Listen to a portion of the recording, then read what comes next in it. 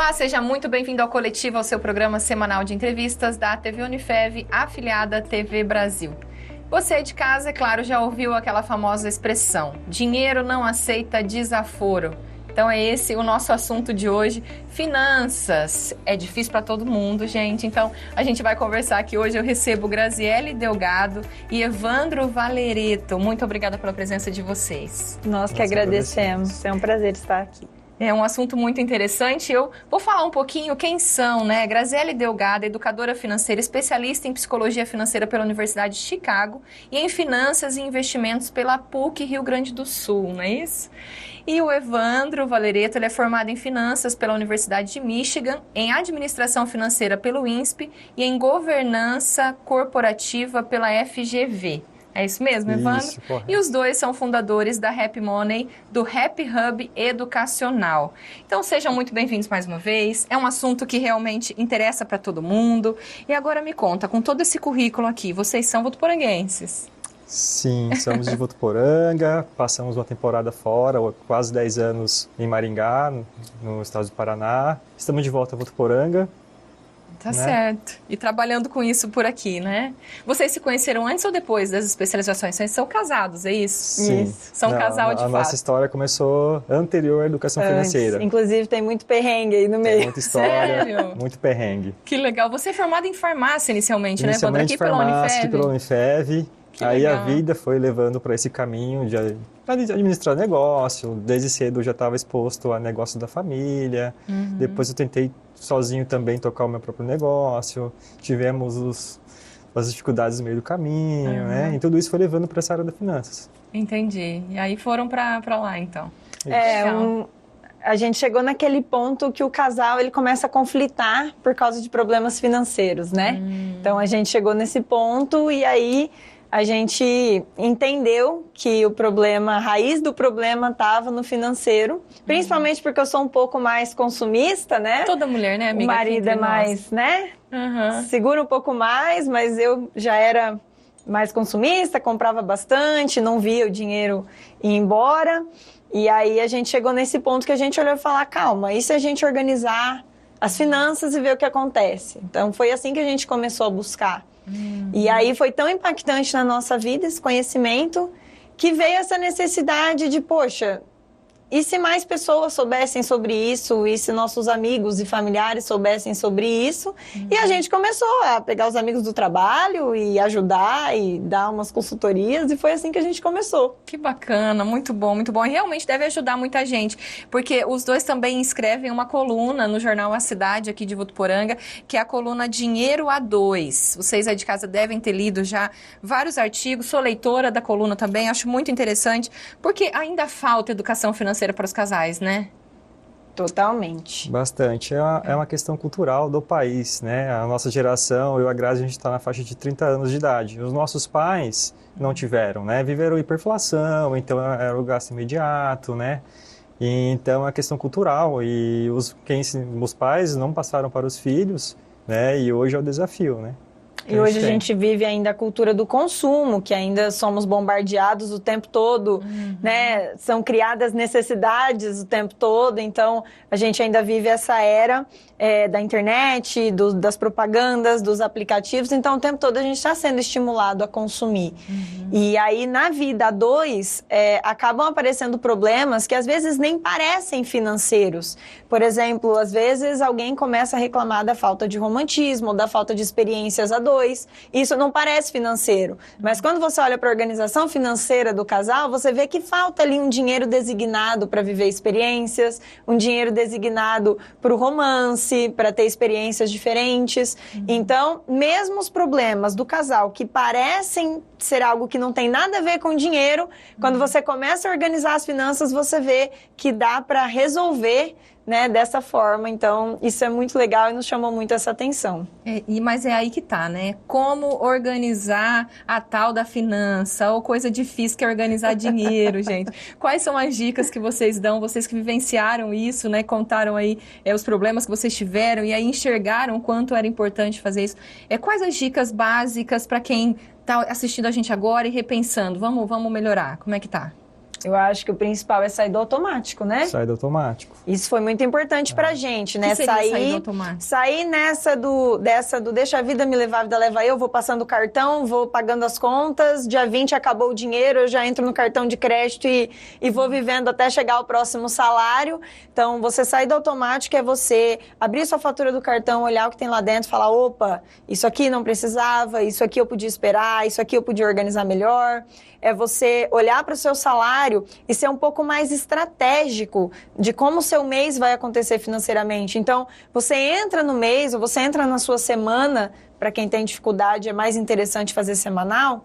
Então, você entra na sua semana sabendo mais ou menos quanto você vai gastar no supermercado, quanto você vai gastar de combustível, quanto você vai gastar naquela saída que você vai ter com os amigos. Então, você faz algumas previsões que vão te ajudar a manter um pouco mais de controle, né? Que evita essa questão de, putz, a fatura chegou, e eu não tenho dinheiro para pagar essa fatura, e agora? Então, você já vai acompanhando no decorrer do seu mês para não ter esse tipo de surpresa quando a virada do mês acontece. Só um exemplo do que aconteceu com a gente, quando a gente rastreou nossos gastos, a gente teve um susto quando a gente viu o gasto em padaria. Quem hoje sabe quantos centavinhos que gasta em padaria? E a gente vai achando que é pouca coisa, chega no final do mês... Na época, a gente gastava R$700, quase R$800 de padaria no mês. Sem perceber. O meu salário era R$1.400, eu torrava metade do meu salário na padaria. Então aí é aquele susto. Mas, nossa, a gente parece que não consome tudo isso, né? Vai E embora aquela no dia a dia. passadinha, né, do final do dia, passa ali, sai do trabalho, tem comida em casa, mas vou ter que fazer, vou ter que preparar. Não, vou passar aqui e pegar o mais fácil. Então, são sutilezas, até a gente chama isso de gastos invisíveis, né? Que é você ir pegando ali uma coisinha ou outra que não estava no planejamento, que é você passar para abastecer e levar o docinho, o sorvetinho, que sempre tem ali na conveniência. Então, esses gastos bobinhos que a gente ignora, porque são R$10, R$20 e parece ser pouquinho, mas que quando você junta no final do mês, você vê que aquilo causou um estrago na sua vida financeira. Vocês orientam o casal a anotar isso mesmo, a abrir uma planilha? Como seria isso na prática? Não precisa ser uma planilha de Excel rebuscada, como as pessoas acham que tem que ser. Pode ser um papel de pão colado na porta da geladeira, não tem problema. Que funciona, O simples que tentar funciona. Inovar. E tem os aplicativos hoje também, para quem gosta do aplicativo, né? Tem vários aplicativos que você lança os gastos conforme vão acontecendo. Nós, particularmente, não gostamos, porque nós somos muito visuais. Então, a gente gosta de bater o olho ali nas anotações e ter uma noção de, já estamos no dia 10, já aconteceu isso aqui, então temos ainda X reais aí para passar o resto do mês. Como somos mais visuais, gostamos da anotação mesmo em caneta. Sim. Mas o pessoal usa aplicativo, faz grupo no WhatsApp com os dois e vai mandando os gastos ali. Então, encontre, né? Teste formas que vocês vão conseguir acompanhar como está sendo o mês de vocês. E vocês orientam também o casal a abrir as informações sobre quanto recebe, o quanto gastou, quais são as despesas, o que tem no banco. Vocês concordam que tem que ter essa transparência entre os dois, é isso? Totalmente. Sim, de início, o planejamento do casal tem que ser junto, é um só. Não existe o planejamento da Grazi e do Evandro. Claro que a gente tem as nossas particularidades, mas o planejamento em si é uma só.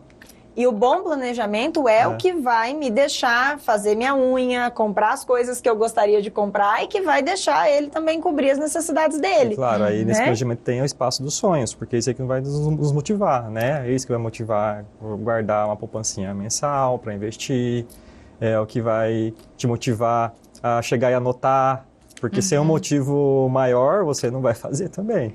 Pesquisando sobre esse assunto, eu li um termo muito interessante que é infidelidade financeira. O que seria isso no casamento? É aquela coisa do chegar em casa e correr e esconder a sacolinha porque o marido não pode ver que comprou algo novo, né? Quem nunca? Pois é, eu fiz muito isso. Ou então o marido fala, nossa, isso é novo? E você fala, não, é você que não repara em mim, você não tá vendo, não é novo não. E do marido para a esposa também, porque não é unilateral, né? Acontece para os dois lados. Do marido também costuma acontecer muito de não contar, né? Ganhou uma bonificação extra no trabalho aquele mês, então eu não vou nem contar, senão vai querer gastar, né? Então a gente ouve muito isso nos nossos grupos de amigos e hoje com as consultorias e mentorias, os casais também relatam toda essa situação. Então a infidelidade financeira é sobre esconder ou mentir sobre o preço, né? Falar que pagou mais barato do que realmente pagou, coisas assim.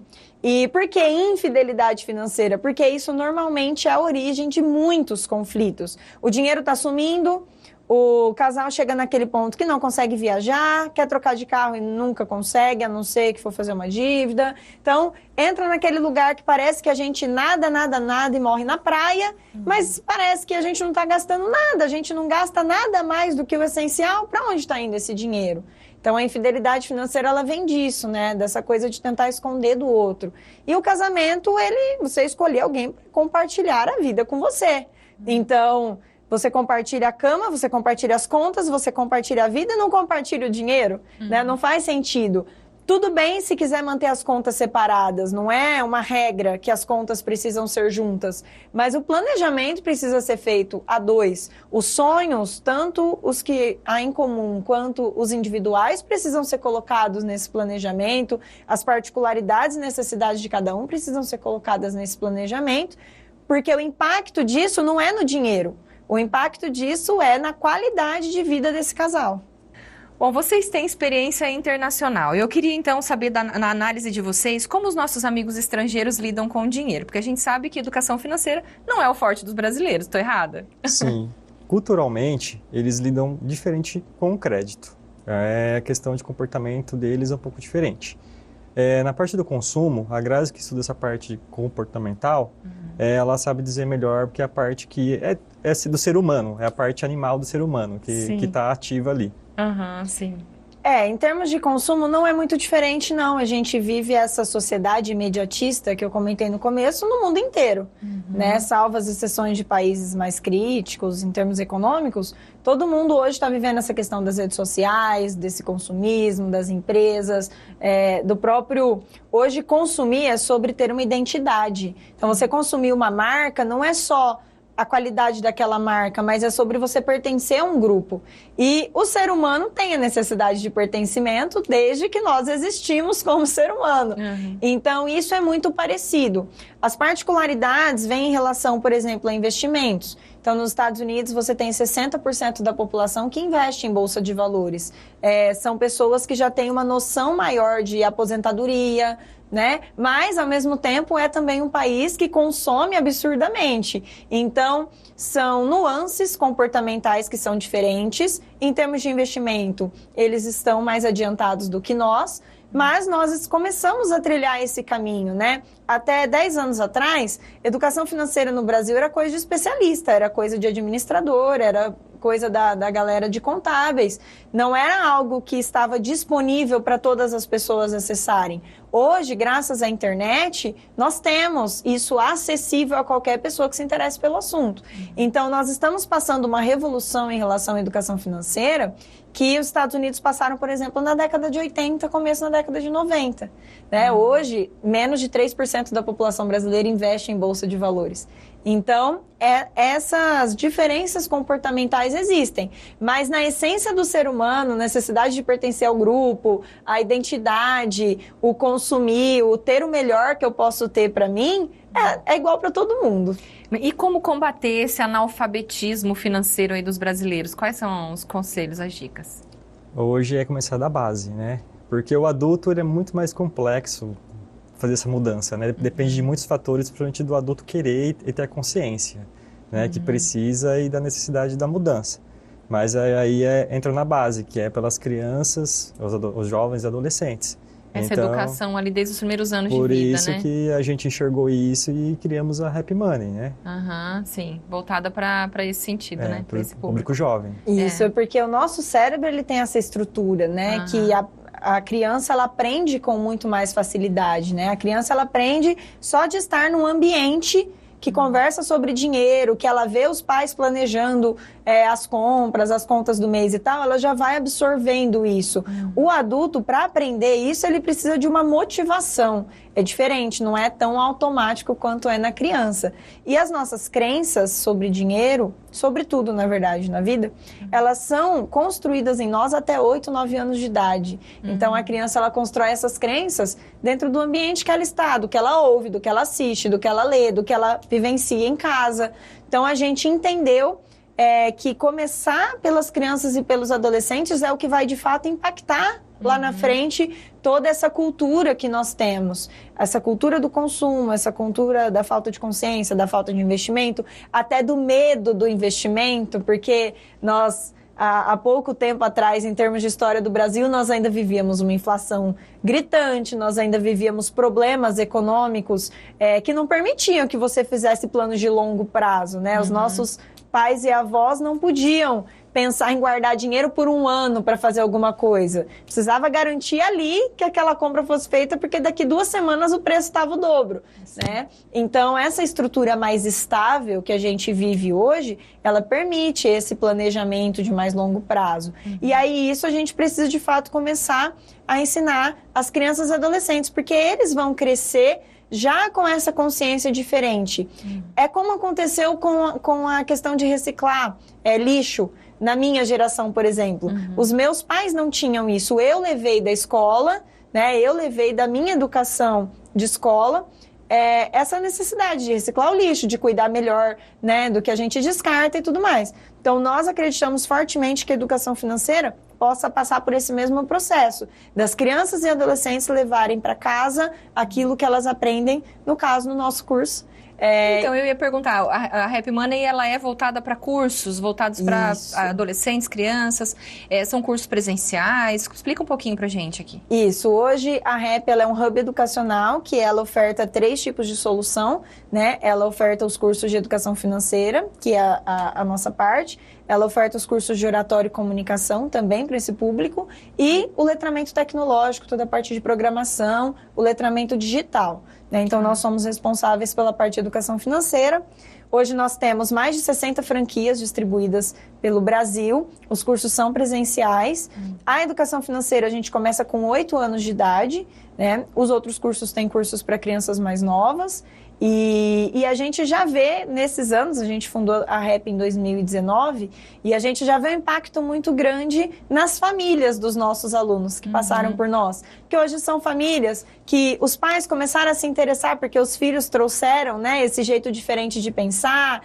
A gente tem história de filhos que tiraram os pais e as mães de dentro das lojas, né? Que fala, não vai comprar, você não planejou isso, vamos voltar para casa e ver se realmente pode. Então, nós temos várias histórias de alunos que impactaram não só a vida deles, mas da família toda, e já ganham dividendos hoje, são investidores, muito então bom, muito muito legal. Literalmente é plantar uma sementinha, né? Com certeza, muito legal. Essa questão é interessante mesmo desde os primeiros anos, né? Na análise de vocês, a pandemia, ela trouxe impactos na forma como a gente lida com o dinheiro? Trouxe muitos negativos. A gente, numa balança eu coloco mais negativos, né? Mais ansiedade, a gente ficou exposto mais às redes sociais, né? Porque a gente ficou mais em casa, o ser humano acostuma a ficar, né? Então, a gente tem um bombardeio de propagandas, de anúncios. Nós somos os produtos das redes sociais, né? Então, a gente está ali no meio de toda a pancadaria de anúncios de vendas, né? E com essa ansiedade, agora o retorno liberou, então o pessoal sai sedento para consumir. Então, o impacto é bem negativo. Então, você pode pegar dados, o endividamento da população aumentou, inadimplência. Eu já ouvi uma amiga uma vez falou assim, a pandemia me trouxe a ideia de morte, de que a qualquer momento eu posso morrer. Do imediatismo, né? Então, trouxe esse sentimento da urgência, né? Eu preciso viver isso, eu preciso... E aí a pessoa esquece que tem amanhã, né, gente? Que não é assim, né? E ele chega. Ele chega e pode trazer problemas, né? Sem dinheiro. O dinheiro é emocional, né? Então... pessoal acha que falar de educação financeira, nos cursos mesmo, às vezes a gente recebe os mentorados e os alunos com aquela expectativa de que eles vão ver gráficos, fazer planilhas e fazer cálculos. E não, né? O nosso curso, claro que tem a ferramenta técnica que precisa ter, mas é muito mais comportamental, porque educação financeira é sobre fazer boas escolhas, que foi até a área que eu me especializei, porque é muito fascinante, né? Você entender os comportamentos humanos e todo o comportamento tem uma função para o nosso cérebro e a compra, ela também é um comportamento. Então, essa parte de ansiedade, né? A compra, ela é uma fuga.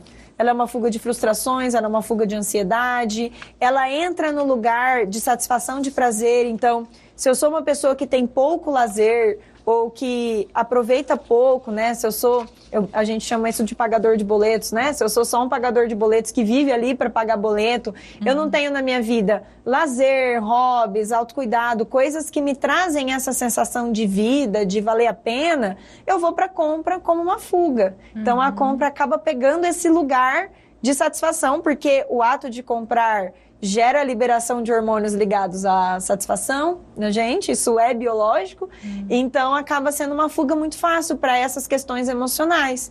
E aí o que a gente vê hoje é uma geração inteira que está afundado na compra, mas não porque precisa da compra, do objeto que está comprando, mas pelo hábito que desenvolveu de comprar. Talvez, exatamente. De comprar. A compulsão.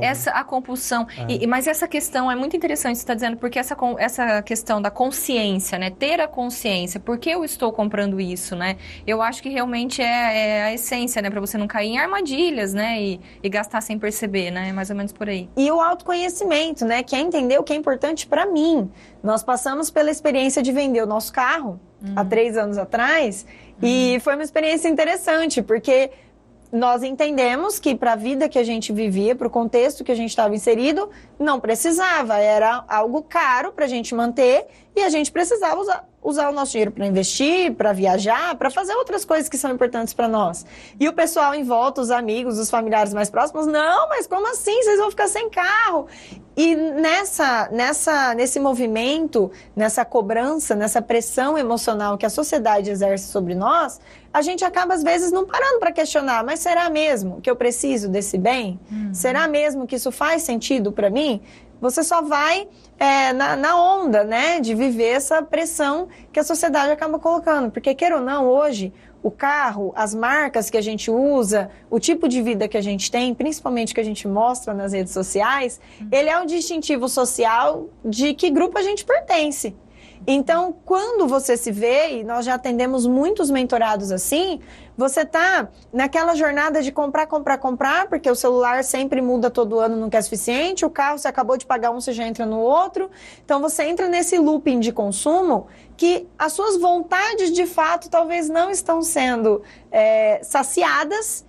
E você está indo pelo consumo como se aquilo fosse felicidade. Para mostrar para o outro. Né? Você compra para agradar para o outro. Agradar o outro. E outro, não que seja errado consumir, negativo. É bom consumir, a gente ensina economia no nosso curso, vamos fazer a economia girar.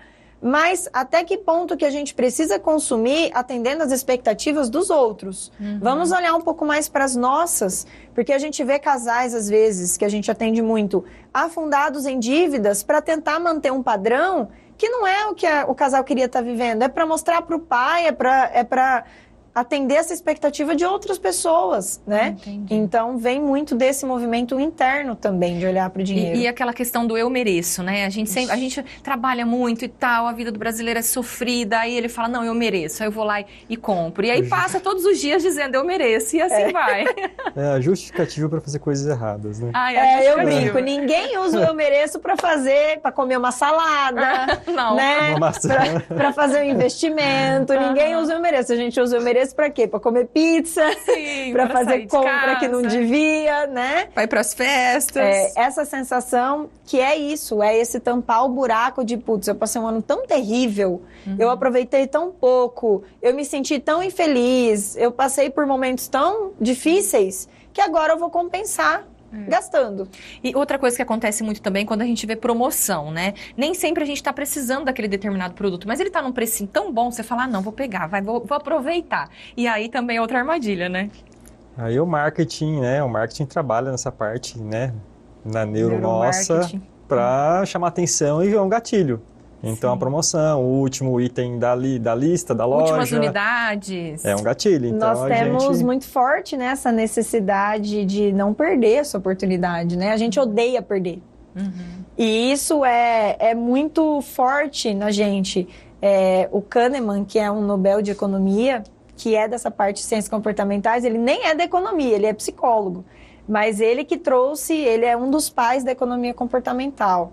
E ele conseguiu mostrar, cientificamente, por experimentos, que o nosso medo de perder, ele é o dobro do prazer que a gente tem ao ganhar.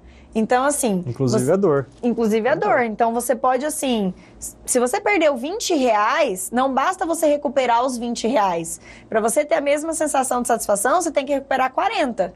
É mais ou menos essa a dinâmica no nosso cérebro. Então, a gente tem muito medo de não aproveitar. Quando você vai lá, promoção, últimas unidades, é só hoje, aquele medo te invade. É isso que o gatilho faz. Ele ativa em você esses instintos que são mais animais, né? Primitivos Exatamente. Mesmo. E vocês falaram sobre as redes sociais. É muito interessante isso, porque as redes sociais, é uma vitrine, né? É uma vitrine do que eu sou, do que eu tenho, né? Às vezes é muito mais do que eu tenho do que o que eu sou, de fato.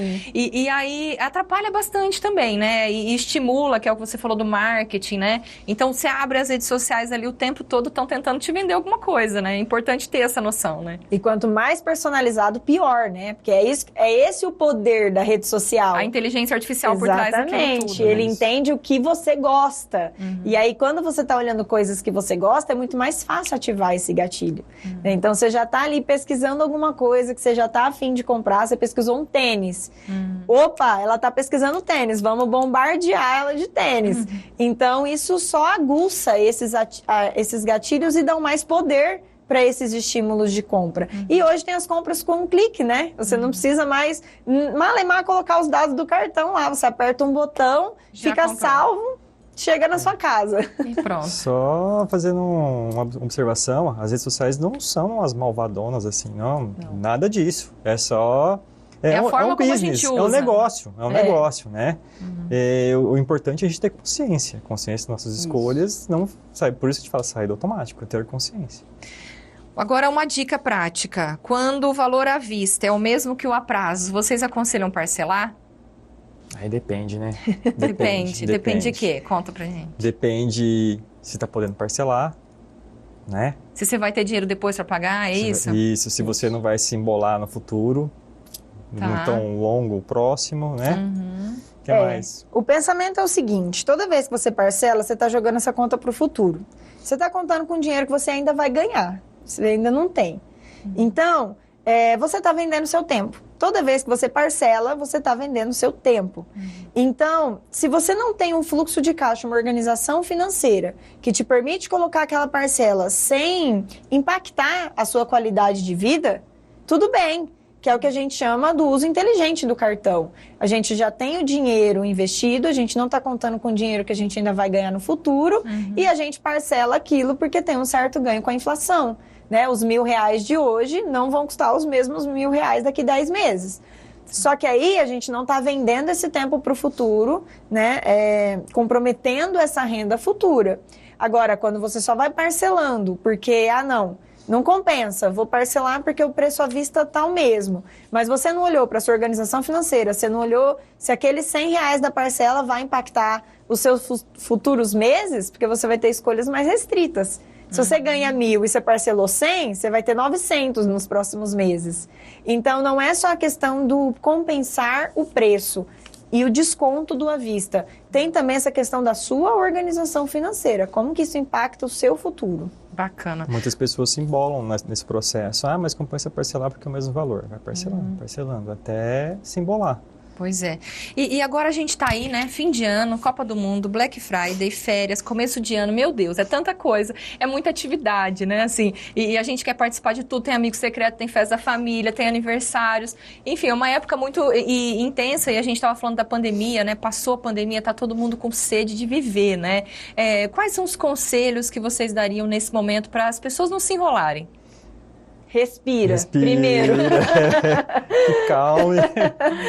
Respira, porque é um contexto, todo final de ano traz essa carga emocional dessa compensação que a gente já conversou, de viver um ano difícil e tal, agora eu mereço, eu vou fazer tudo que der na telha.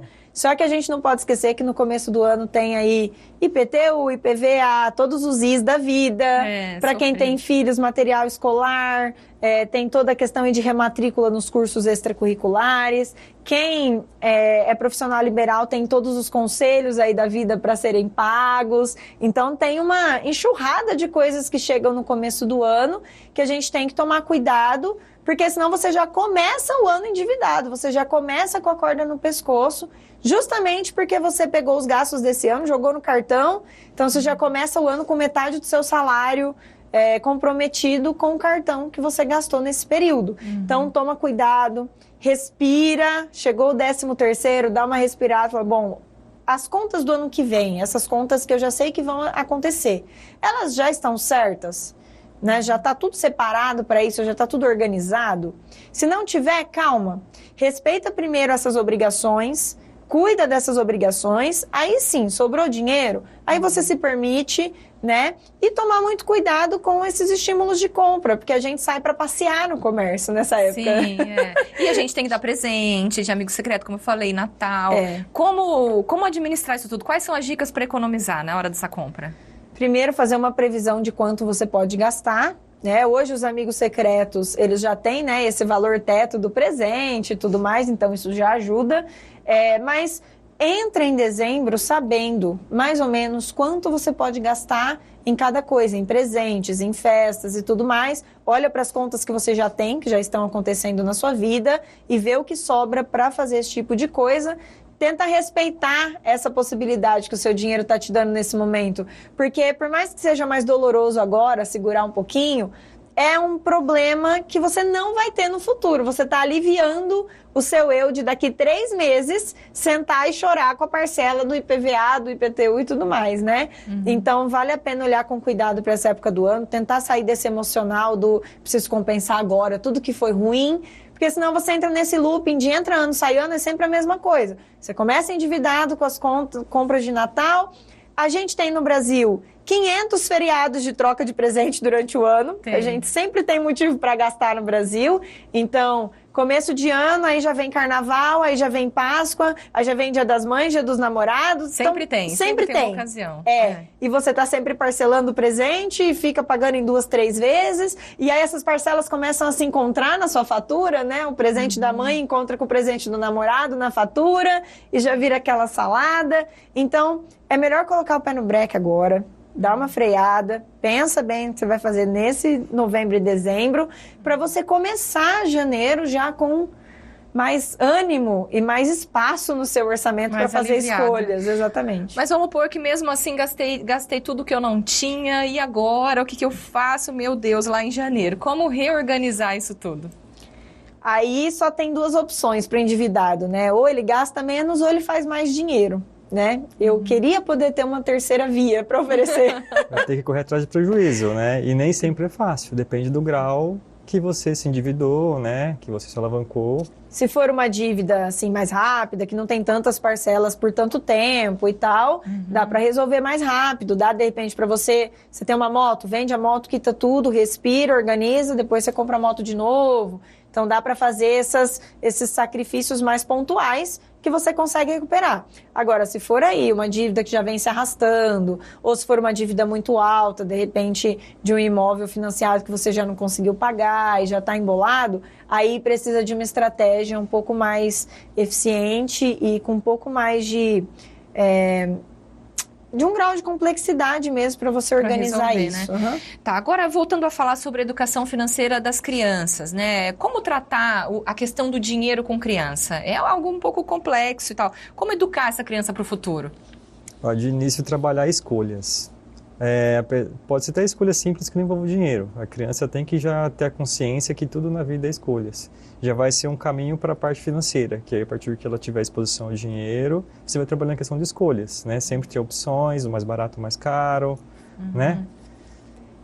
Ensinar a criança pessoal acha que é sobre ela saber matemática já e saber fazer cálculo, e não, é sobre princípios. Então, é ensinar a fazer boas escolhas, né? Primeiro, essa criança, ela já consegue, se você der alternativas para ela no supermercado, ela quer um chocolate, você dá ali 2 alternativas. Ela já consegue entender qual é o preferido, qual ela gosta mais, qual ela quer experimentar dessa vez. Ela consegue abrir mão desse segundo para preferir um.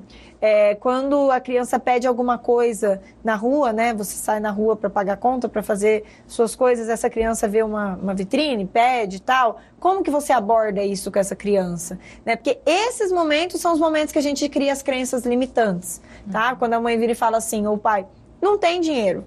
Não vamos comprar porque não tem dinheiro. Isso instalou uma crença limitante na cabeça dessa criança. Provavelmente, quando ela for adulta, ela vai ser consumista.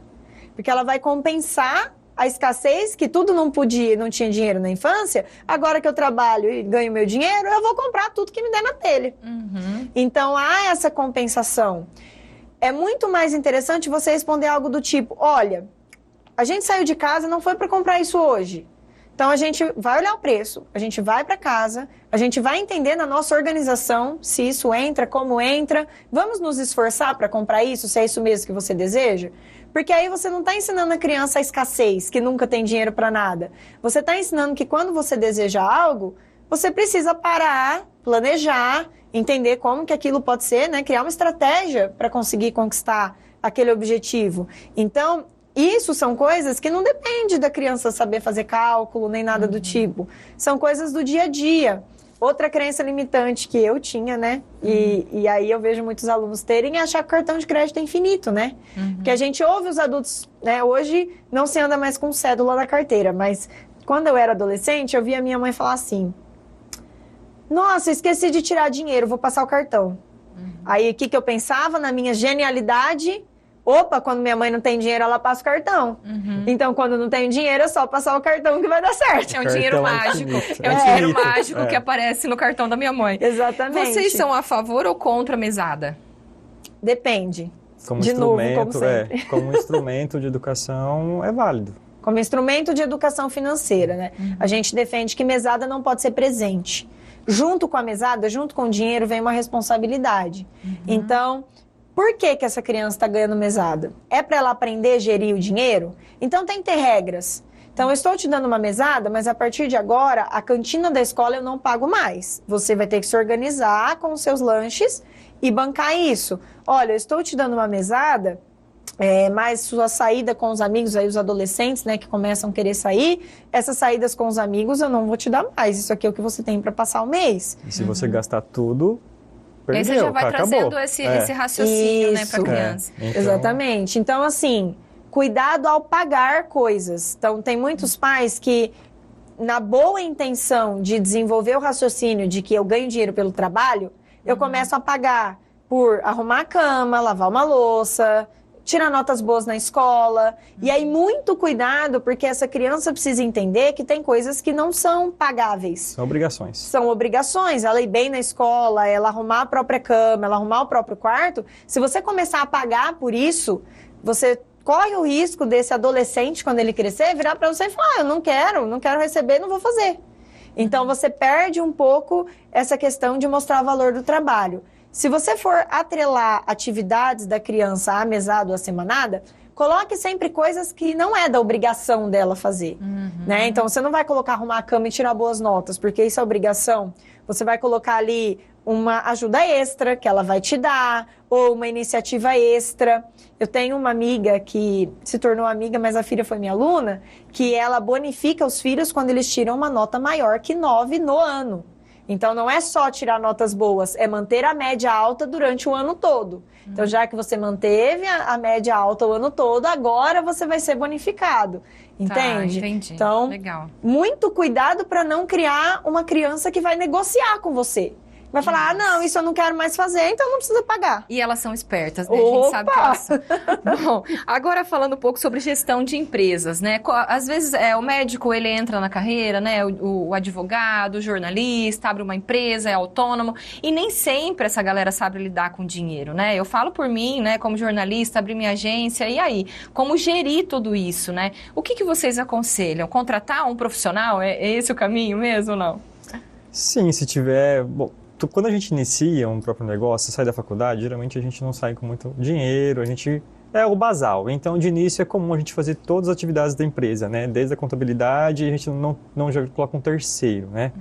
Mas, de acordo com for evoluindo e tendo essa parte financeira disponível, é interessante. Sim, um administrador, um contador eficiente, né? Confiável, é muito válido. Hoje, as empresas pagam um absurdo, né? Para administradores, para contadores, porque, vamos lá, o coração da empresa, né? Com certeza. Porque às vezes o profissional é bom, mas ele erra nessa parte da finança também, né?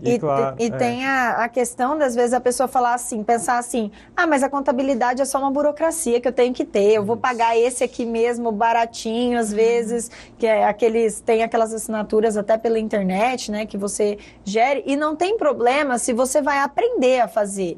Mas muito cuidado com esse pensamento de que, isso aqui é só burocracia, eu vou fazer qualquer coisa, porque a contabilidade, o contador, ele é o braço direito do empreendedor na hora de olhar os dados e fornecer os dados para que se tome estratégias em cima desses dados, né? Então, é pela contabilidade, é pela inteligência financeira do negócio que eu faço estratégia de marketing, que eu faço estratégia de venda, que eu percebo se o meu preço está coerente ou não, está errado ou está certo, se eu estou pagando para trabalhar, acontece muito, né? Sim. De colocar um preço aí só olhando para o mercado e de repente eu tenho uma estrutura mais cara que meus concorrentes. E aí quando eu vejo, o meu dinheiro não paga a minha estrutura. Então são erros muito comuns que os profissionais acabam cometendo.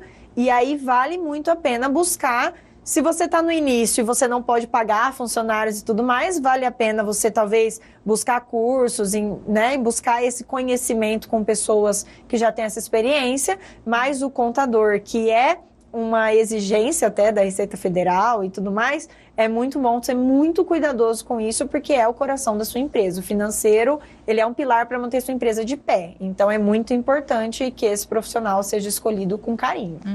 Tá certo. Bom, aqui no Brasil, mais uma vez nessa análise aí de vocês, nesse contato que vocês têm com as crianças e tal, vocês acreditam que a gente é educado para ser empreendedor ou para ser empregado? Empregado. Para ser operário. Nossa educação é repetição, né? Repetitivo, no padrãozinho, na caixinha, né? E até assim, aquele aluno, eu estive em escola por 10 anos, né? Então, tenho bastante propriedade para dizer. Aquele aluno, né, que não para quieto, que tem uma proatividade diferente, ele é até taxado, às vezes, na escola, né, de mau aluno, de, nossa, fulano não vai virar nada. A gente tem aí muitos empreendedores hoje bem-sucedidos que contam, né, suas histórias, que foram julgados aí na escola como sendo alunos ruins, reprovaram e tudo mais, né? Então, infelizmente, hoje o nosso sistema como um todo, ele está formatado para matar essa criatividade, né? Eu era professora de matemática, né, quando eu atuava. Então, assim, o que a gente via? Eu não era assim, mas eu tinha muitos colegas de trabalho que quando dava um problema para o aluno resolver, o aluno resolvia, por exemplo, na cabeça, ou ele fazia um caminho diferente daquele que foi trabalhar em sala de aula, o professor nem considerava aquela resposta, né? Como se ele não pudesse pensar diferente para chegar no resultado. Então, infelizmente, nosso sistema hoje é assim, né? Ele poda um pouco essa criatividade, essa proatividade do aluno. Hoje, graças a essa tendência da educação financeira e do empreendedorismo, a gente está vendo essas disciplinas se desenvolverem nas escolas e até empresas como nós, a REP, trazemos muito o empreendedorismo, ele é a linha de costura do nosso curso, ele está em todas as aulas, que a gente motiva o nosso aluno, não que ele vai ter um CNPJ quando ele crescer, mas ele precisa ser um solucionador de problemas. Porque mesmo sendo funcionário de alguém, ele foi contratado para solucionar problemas. Com certeza. Então ele tem que ter, né, essas habilidades e essas competências para isso. Então hoje, infelizmente, o nosso sistema não tem, mas nós temos nas redes sociais, empresas trazendo esse tipo de solução para tentar motivar, né, nossas crianças e adolescentes a terem essa visão mais empreendedora. Tá certo. Bom, para encerrar então, dinheiro traz felicidade? Traz e não. Depende também, né? Mas não depende. Mas ele está na base da nossa vida em quase tudo. Ele é um pilar, Ele né? é um pilar. Tem a frase do Robert Kiyosaki que eu gosto sempre de dizer: dinheiro não é a coisa mais importante do mundo, mas ele afeta todas as coisas que são importantes, Então, né? ele está Bacana. presente na nossa vida, não tem como negar. Claro que ele em si não é felicidade, só que ele impacta. Com Com certeza. certeza. Existe uma riqueza que é imaterial, que a gente não compra, né? Então, saúde a gente não compra, bons relacionamentos a gente não compra. Então, tem uma série de coisas que a gente não compra, mas a gente compra tempo. E quando a gente compra tempo, a gente consegue comprar mais tempo com aqueles que a gente ama, a gente consegue ter mais experiências, a gente consegue cuidar melhor da nossa saúde. Então, não dá para ignorar o papel que o dinheiro tem na nossa vida. Mas tem que ser bem administrado. Exatamente, bem administrado e Tá não certo. colocado no pedestal de que o dinheiro é o mais importante, porque senão você vai perder várias coisas importantes no caminho, né? Tá certo, gente. Bom, agradeço muito esse bate-papo, tava super interessante. Infelizmente, temos que encerrar o programa, mas eu agradeço muito a vinda de vocês aqui. Nós que Obrigado. agradecemos, estamos disponíveis sempre que quiser. Tá certo, então muito obrigada mais uma vez. Voltem sempre, viu? Obrigada. Obrigado. Muito obrigada a vocês aí de casa. A gente espera ter esclarecido essas dúvidas aí, te preparado para um futuro melhor, né, mais consciente também. A gente volta na próxima semana. Até lá.